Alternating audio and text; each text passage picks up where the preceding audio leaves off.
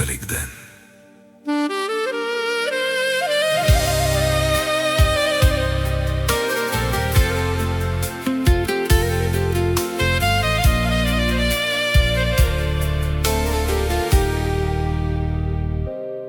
Великден празнуват великите хора, ден на обичащите, прощаващите без умора.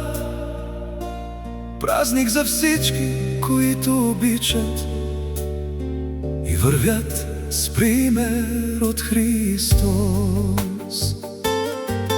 Днес е ден сътворен от много любов, празник не за праведните, управителите без срам, а за хората земни, объркани дори, които пак любовта си раздават, усмивки носят.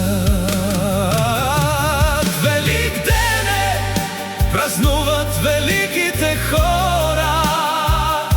Сам по себе си животът е много велик. Христос, който обичат и примера следват, празнуват за тези, чийто Бог е любов. Не е само ден на яйцата боядисани, не е ден шоколадов дори. Те символи са, показващи душата, как можем единни да бъдем, как да творим, споделяме и вървим. Великден е, празнуват великите хора. Сам по себе си животът е много велик.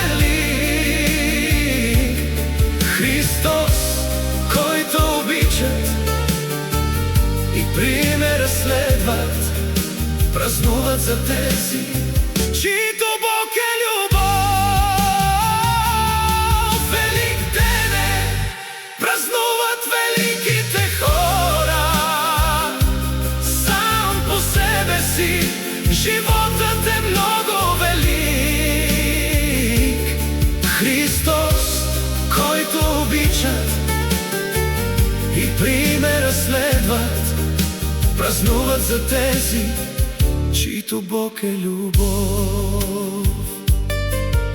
За тези празнувам и аз днес, заради които живота е смисъл. За великите, за които се жертва Христос. За тези, които раздават с добро от сърце, действат смело с вяра. За тези творците на щастие, които знаят как да превърнат нещастие в много любов и полезен урок. Великден празнуват великите хора. Великден е, празнуват великите хора. Сам по себе си животът е много велик. Христос, който обичат и примера следват, празнуват за тези, чийто Бог е любов.